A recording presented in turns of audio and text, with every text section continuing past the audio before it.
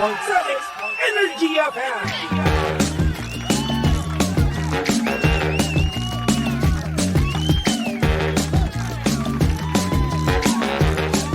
Same, pero iba. We are number 1. 06.7 Energy FM Pangga. Huwag mo sabihing radyo. Sabihin mo. Good morning, Luzon, Visayas at Mindanao, Metro and Mega Manila. Siyempre, good morning din sa napakaganda, napaka-sexy. Uy, ang babaeng humihikab, kitang-kita. Huli. DJ Lindsay, good morning. Hi! Sa maganda morning, baby Toby. Grabe naman, huling-huli pagkahikab mo. Sorry na. Antok ka? Malalim ang pinagbubutan ng hikab natin ngayon, friend. Same, di ba? Oo, shoutout dyan sa mga puyat, no? Walang tulog, no? Ako yun. Uy. Siya rin. Meron naman. Meron naman. Ngunit kulang. Uy, ang aga ko na naman nagising kanina. Natulog ka pa ba? Natulog ako, oo, Oh, pero okay. maagang ala ako nagising. Talaga ba? Oo, natulog ako mga around 10 p.m. Talaga? Gising ako mga 1. 10 p.m. ka dyan. O bakit? Anong oras ba tayong nag-iwalay ka?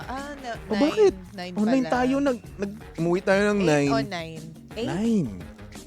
Anyway. Hindi, 8:30. 8:30 8:30. tapos nakauwi ako ng 9. Tapos syempre, hindi naman ako basta-basta makakatulog noon, di ba? True. Nag-freshen up pa ako. Oo. Tapos sa ako Paantok natulog, pa. paantok, di ba? Oo. So 10 p.m. na ako nakatulog. Nagising True. ako ng 1 a.m. Ang aga naman. Diyos ko Hindi po. na ako nakatulog afternoon. Parang power, Diba? ano lang eh, nakaw Oo. na tulog lang. So yun, tinitigyawat na naman ako. Meron akong tigyawat sa noo, by the way, no. Ayan, Oo sa mga nga, pangga no. natin nanonood sa TikTok Live at sa Facebook Live, no. Ayan, may tigyawat ako sa noo.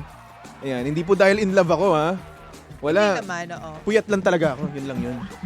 Oh, makeup ka ulit.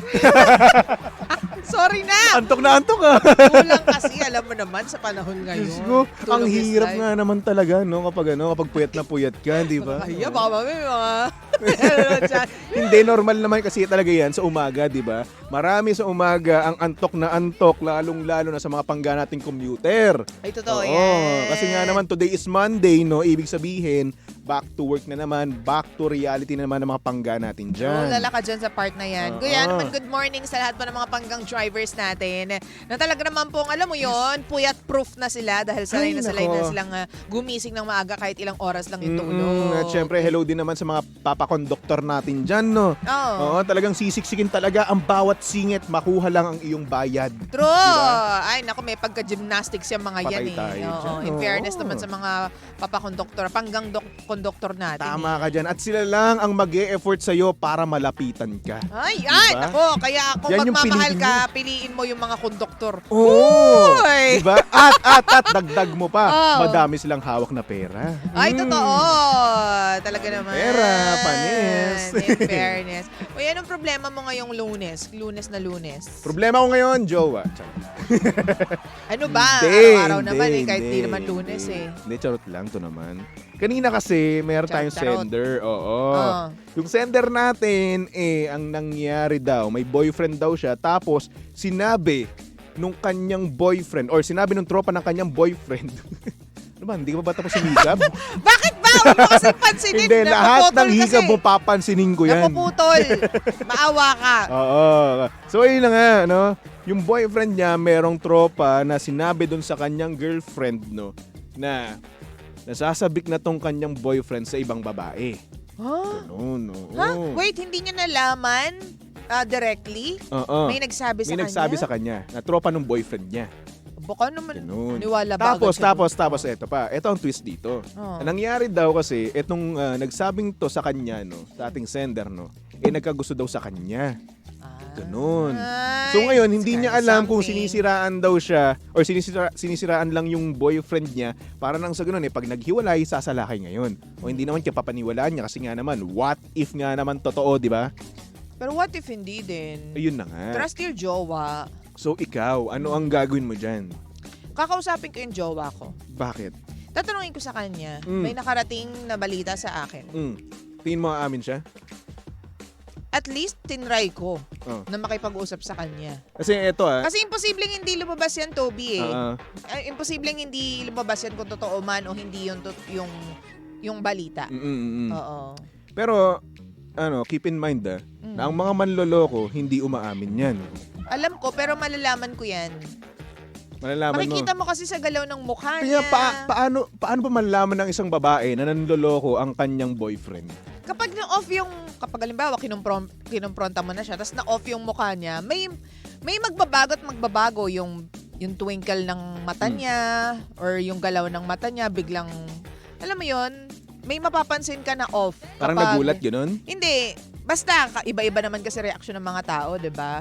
Pero imposibleng hindi mo ma-pick up kung totoo ba o kasinungalingan yung sinasabi niya. Ganon. Para sa akin lang, ha? Okay. At saka at least nag-exert ka ng effort to know what is real. Real na real. Alam mo kung ako tatanungin? Mm. Kasi mahirap talaga malaman kapag kapag kakausapin mo lang. Kasi may tendency na Gagawin magaling mo. siya magaling siya magsinungaling Manipulate, oo. magmanipulate, di ba? Hanggang to the point na ikaw pa yung magiging mali ngayon. Oo. Di ba? So ngayon, ang tingin ko, obserbahan niya, ganun. Obserbahan niya kapag nag-meet sila nung babaeng sinasabi nung kanyang tropa, no, na dito daw siya na na parang nasasabik, di ba? So ngayon, pag nag-meet sila, yung dalawang yun, tignan mo reaction ng kanyang boyfriend. Body language. Oo, body language. Ngayon, Pero may mga lalaki din na magaling din magtago ng language. oh? Well, Oo. ganoon naman talaga pag mga manloloko Pero Oo, totoo. mahalata mo rin naman kapag magkasama na sila. Diba? Talaga ba? Oo, mahalata mo yun. Promise. Subukan mo. Wala, alam mo, kasi sa totoo lang, kapag nalaman kong ganyan, kakausapin ko lang ng prangka. Prangka. Prangkahin Ayun ko nga, lang. magsisinungaling at magsisinungaling. Kapag naramdaman ko talaga, Oh. kakausapin ko lang, bawa ikaw yung jowa ko. Oh, sige. May nagsabi sa akin, sabik na sabik ka raw kay Imelda. Di totoo yun. Si Imelda? Ang pangit ng mga... Wala. Sorry na. Parang pangalan ng tiyahin ko yung Ng tiyahin. Imelda. Diba? Baby, hindi totoo yun, baby. Talaga. Oo. Sino ba nagsabi sa'yo yan? Hindi mo na kailangan malaman. Basta may nagsabi sa akin. Alam mo kasi, ikaw lang ang taong gusto ko. Ah, Ikaw lang ang babaeng papakasalan ko. Oo. Sa'yo lang Palitan ako mo yung nasasabi. background para maganda yung usapan Diba? natin. Ayan. Manahimik ka muna. Talaga ba? Oo Totoo? naman. Fresh na fresh pa tong balita na to, ha. Nung isang araw ka pa daw nahuli. Nung isang araw ka pa raw na ringga ng ganyan. Sino ba kasi nagsasabi sa'yo niyan? Kasi, Hindi mo na kailangan malaman. alam mo, sinisira lang tayo niyan eh. Talaga ba? Ikaw lang naman ang babaeng gusto ko. Para sa akin, Iba yung narinig ikaw ang maganda. Iba yung narinig Ikaw ng ang mga ibon sexy. dyan sa tabi-tabi. Ibon. Huwag ka Oo. magpapaniwala sa ibon na yan. Mm. Loko-loko yung mga yan. Yung ibon mo din loko-loko. Hindi. Ang ibon ko, sa'yo lang. Sa'yo lang Siguraduhin humuhun. mo yung ibon na yan, ako lang ang kinakausap. Oo naman. Sa'yo lang dadapo ang ibon ko. Siguraduhin mo lang dahil kapag nagkamali ka, sasakalin ko yung ibon na yan! And FYI, Ano? hindi lang siya basta ibon. Ano siya? Agila siya. Ay. Parang hindi naman ganun yung pagkakatingin Hoy. ko, baby. Baby naman. Mm. Di ba gustong gusto mo tong agila ko? Huwag mong iniiba yung usapan! Ano ba? Kalimutan na natin yun, baby. Alam mo naman kasi na, Ito lang masasabi ko sa'yo, Oh. Kung meron kang binabalak na iba at meron ka ibang tina-target na iba, sabihin mo na lang sa akin para hindi na tayo napapagod. alam mo, baby, ito lang kasi yan eh. Ano? Ikaw ang nagustuhan ko, ikaw ang minahal ko, at para sa mga mata ko, ikaw ang pinaka maganda. Okay. O bakit kailang? Basta, ayusin mo yung mga ginagawa mo Ito dahil iba yung naman. mga balita nakakarating sa akin. Huwag mo kong dinadaan sa mga paganyan-ganyan. Baby Hindi naman. effective yan. Ano ba gusto mong gawin? Gusto mo ba magsayaw Umayos pa ka. ako dito? Hindi. Ha? Umayos Mag-macho ka. dancing? Tigilan mo ako, Ganun? aalis na ako. Bye. Bakit naman? Baby! Teka lang! Wala na, umalis na ako. Salita ka pa. Wala na, umalis na ako. Tag mo yung jowa mong toyo. Ganun. Ay, naku. Hindi ganun lang. Basta Kasi sabihan nga, mo na. mahirap nga naman kasi talaga, DJ Lindsay, na baka nga naman magaling lang talagang magsinungaling, di ba? So, hindi natin malalaman, no? Ang gawin mo, pag-eksperimentohan mo. Yun na lang siguro, para Talaga ma-sure ba? talaga. Kasi, Ibig sabihin, iti-test mo yung jowa mo? high risk, high reward. Yes. Ah. Mm-mm. Pero ano ba yan? Hindi ba yan parang Ano? Yes, off siya. nakakatamad? Oo, off siya. Oo, off talaga siya. Sobra-sobra. Pero paano natin gagawin? Paano natin masasagot yung katanungan mo sa utak mo? Diba? Maging totoo na lang kasi kayo sa isa't isa. Sabihin nyo na lang kung ano nararamdaman Ayun ninyo. nga. Diba? And again, keep in Bakit mind. siya i-test mo? Hindi i-test mo yung nagsabi. Yun Bakit din. wala kang tiwala ibig sabihin sa jowa mo na kapag may nagsabi sa'yo ng something imbestagahan mo agad yung jowa mo? Ayun nga. Eto nga rin ang naisip ko rin. Kasi Toby. detective nga rin ako, di ba? Toby, kapag... Detective din ako. Kasi nga naman, isipin mo Oh. nga naman, di ba? Oh. Nagkagusto nga tong lalaking nagsabi sa sender natin, no? Sa kanya. Kaya nga. Oo. So Oh. ngayon, ang iniisip ko nga, baka nga kasi Ah. mamaya, ang mangyayari dito, no? Sabi ko Sinisira sa'yo. niya yung relasyon. Ganun. Kaya nga sinasabi ko sa'yo, magtiwala ka sa jowa mo. Yun lang yun, hindi nagpapapaniwala ka agad sa mga nagsasabi. Pero mas maganda rin na, kumbaga, i-prompt mo na yung jowa mo na, oy, may nakarating na balita sa akin. Kung may ginagawa ka mang kabalbalan, itigil mo na yan. Mm-mm. Ganon. At syempre rin naman sa mga manloloko dyan, no? Tigilan nyo na. Oo. Isa lang dapat. Alam mo din, at saka, oo, totoo yan. At saka, hindi ba nakakapagod yun? Or siguro, dala na lang ng maturity minsan. Ah. Nadalo ka na mo, balasing yan. Higab ko muna.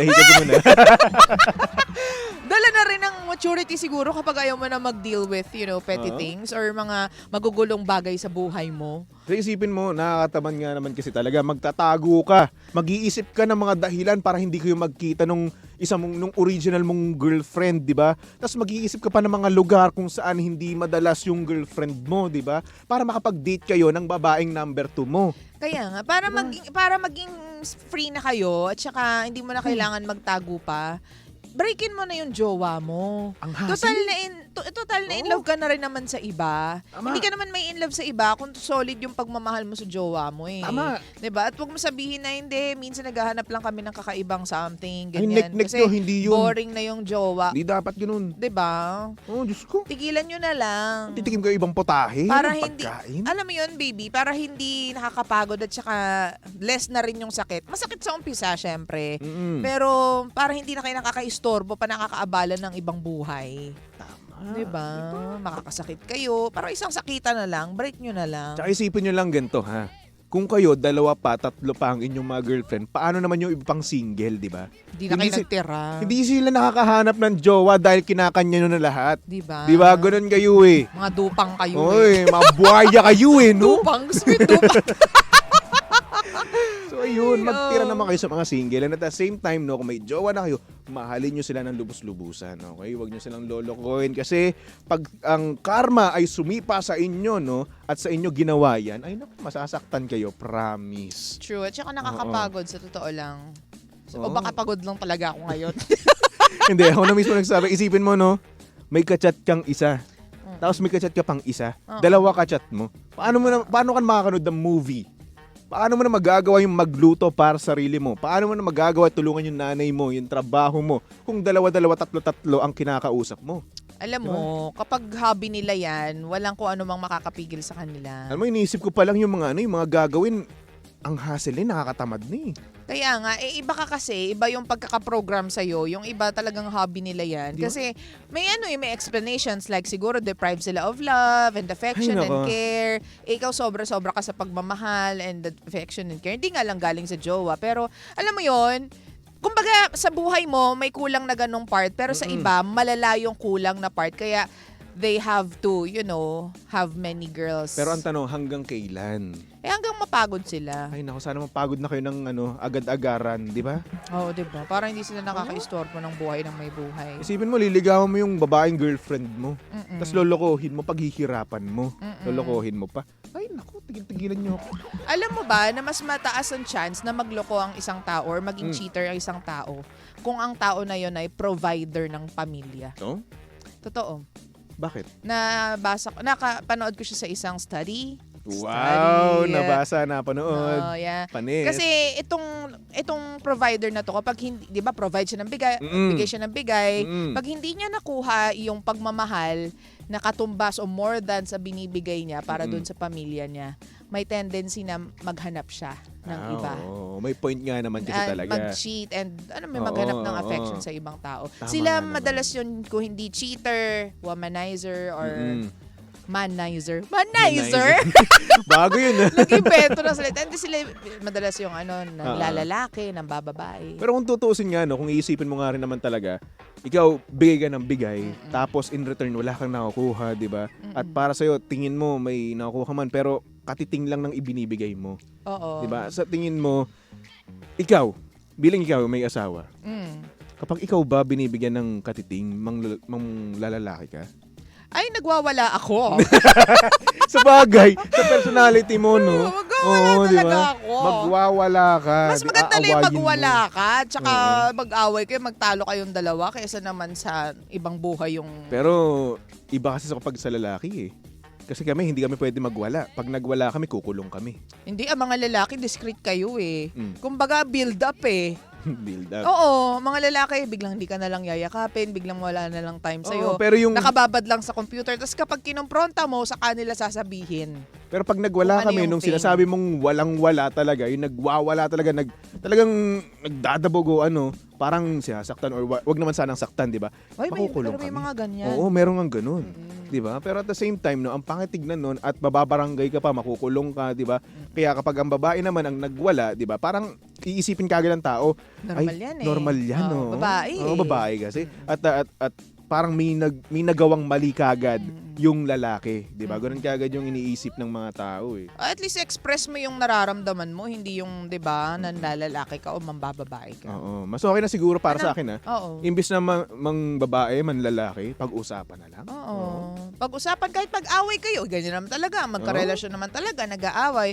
But at least, nakastick kayo with each other. 'Di ba? Hindi kayo hahanap ng iba. Siyempre, pipiliin mo siya araw-araw, di ba? Mas Diba? maganda naman yung ganun. Pero Palagi. alam mo, Baby Tobes, para hindi, alam ba, away kayo ng away, tapos overtime na tayo. Oo nga, nakita Alam ko mo nga yung eh. forced vacation? Kailangan yun ng mga magjojowa.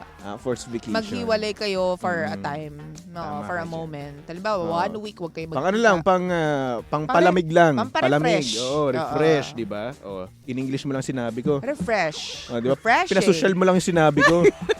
So saan pang kanto, isa yung pang Hindi classy, naman. ganun. Hindi. So, sabi mo pang mukha akong kanto, ganun. Hindi ko sinasabi yan. Mukhang tambay, ganun. Hindi ko sinasabi yan.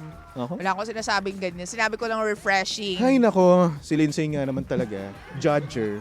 Pero, Charot. dami na naman pera. Hindi na matatapos to. Overtime na tayo. Ayun na nga. Anyway, mga pangga, susunod na napakaganda, napaka-sexy DJ Lindsay para sa programang Lihim ng Liham. And of course, nakasama mo at nakalandian ng hot baby boy ng radyo. Walang iba kung hindi si Baby Toby. At syempre pangga, si Baby Toby ay pwedeng-pwede nyong stalk at i-follow sa lahat ng kanyang social media accounts. Hanapin nyo lang, Baby Toby 1067, okay? Okay! So for our next song, here's a song from Jamie Miller titled Here's Your Perfect. Tumutok lang dito sa estasyong Same pero iba. We are number 1, 06.7 Energy FM Pangga. Huwag mo sabihing radyo, sabihin mo.